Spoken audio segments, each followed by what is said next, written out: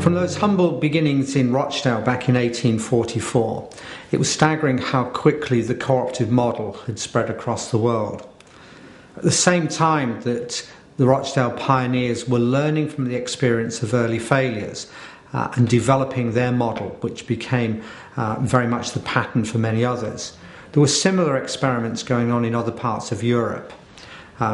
Schultz-Dürlich and Raiffeisen were looking at poverty in rural areas in particular and developing the models that eventually became the people's banks and the credit unions. And George Jacob Holyoake, one of the great pioneers of cooperation in the UK, wrote up the story of the Rochdale pioneers a few years after they had successfully developed. It was incredible to think that back in the 1850s, that book was quickly translated into all of the major European languages, and the model just migrated around the world. Britain, of course, at that time was at the heart of an enormous empire. So as people went to work in the various colonies and countries around the world, they took the model with them. Over here in Australia, we know from our archives that people were even trying to set up cooperative gold mines in the 1860s. We've looked at examples about where they were setting up the first cooperatives in South Africa as early as 1863. And then a few years later, as our giant cooperative wholesale society established, it set up trading depots around the world. And there, the employees very quickly set up other cooperatives.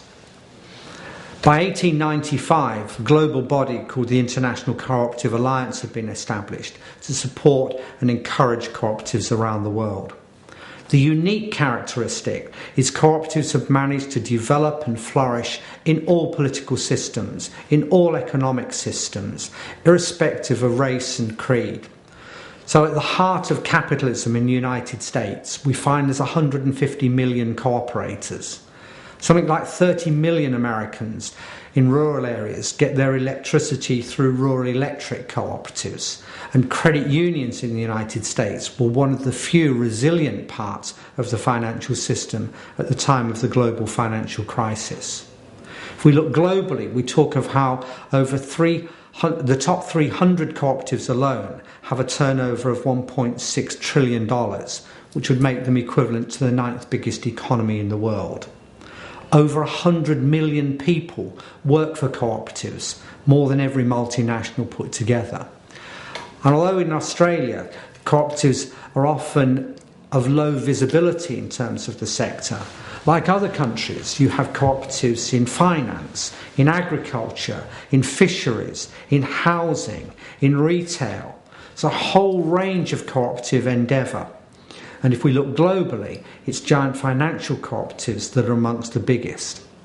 But look at some of the examples about how cooperatives have lifted and kept people out of poverty and helped transform lives.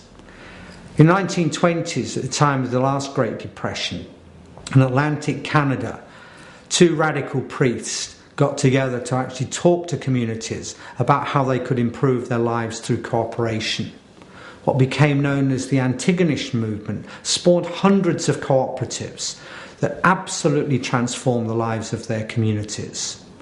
In Spain, in the Basque Country, a region seriously neglected at the time of the Franco regime, another radical priest got together with people to say, what are the skills we're losing from here? How do we actually develop those skills and employment? They built what became known as the Mondragon Complex, a whole range of cooperatives that now are the 6th biggest employer in Spain and have enterprises in many other countries. If we look at the developing world, cooperatives are now seen as a key part of development strategy. And I love the example from Uganda, where they're now using technology to support some of the poorest smallholders trying to wrest a living out of coffee production. They were always the victims of the middlemen who tried to barter down prices. But now, simply using mobile phones and text messages, the poorest farmer, the poorest smallholder member of a co-op in the remotest regions of Uganda can know the commodity price and know when the middleman tries to swindle him, he can say, no, that's the price I require for my commodities.